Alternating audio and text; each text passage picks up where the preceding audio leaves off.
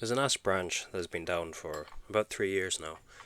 I felled the tree as it had suffered from ash dieback and was in danger of falling on the house. It was about time that I did something with it, so I put aside a weekend, got all my tools together to do a bit of chainsaw milling. So the thing that I find with milling, like most other jobs really, is the preparation. Preparing the chainsaw, the chain, the milling rig, the log, the area around the log, having all those extra tools close by. It's crucial. It's crucial to be set up for it.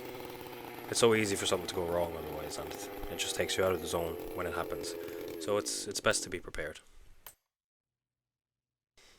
So the saw that I was using today, it was revving a little bit high on idle. I had noticed it on the last job, but I hadn't looked at it since. I tuned it down a little bit, and then I let it run, and listened to it, adjusted it accordingly.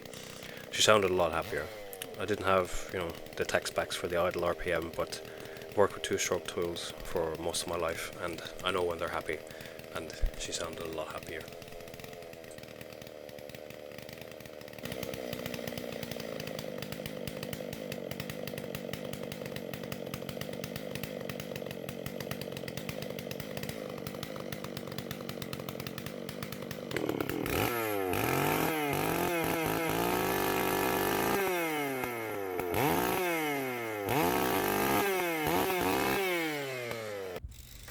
From the logs that I've milled so far, I have gained a lot of experience in terms of what to do and what not to do. Knowing, for example, that the oil flow is one of the most critical components for the saw and the chain.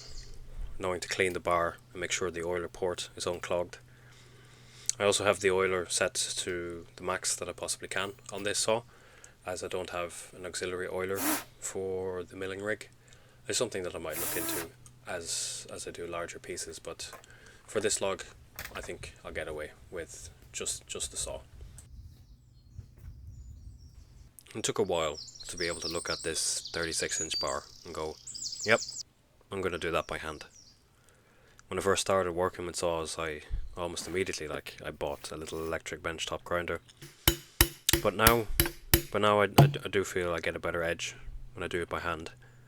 It makes me feel more connected to the entire process, to be able to sharpen the chain for the job myself, not needing to rely on yet another tool. It's a skill to learn, it's a skill to hone, and it's one that is tangible as well, by how the saw gets through the log, the sawdust it produces, and then you see it as well in the finished plank.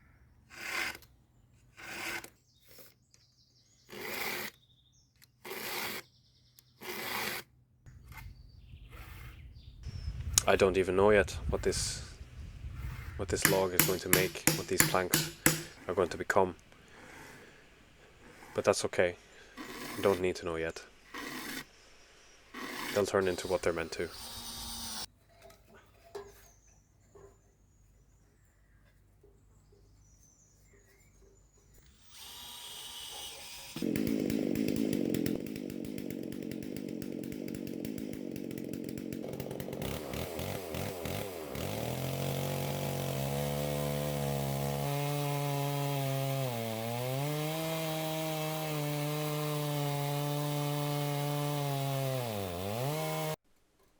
It's exciting to think about.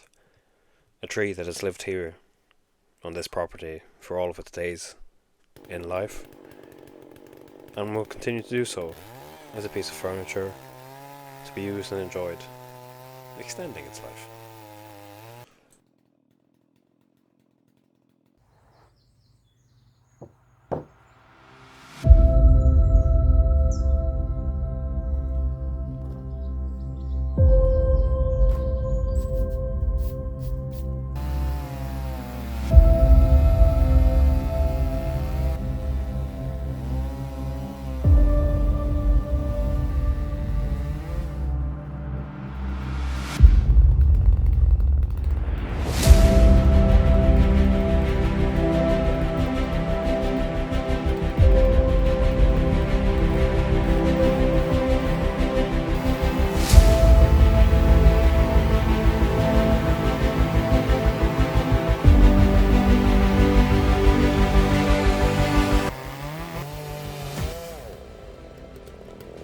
because of the size or the width of the cuts that I'm doing, it's about 1.5 inches.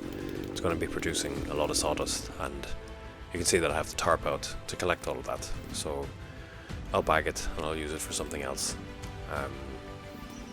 Been thinking about making some briquettes out of sawdust, or use it for the toilet, compost toilet.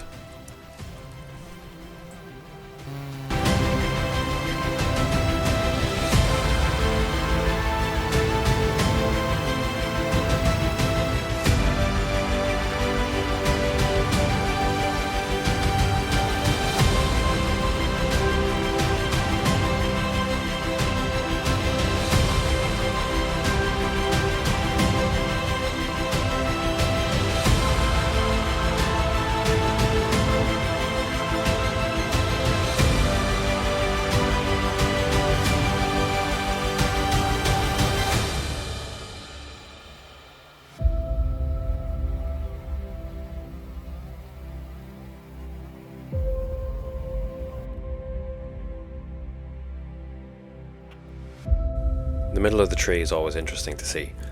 Enjoy seeing what the tree has in store, what kind of grain the plank has, the years of time that have created it.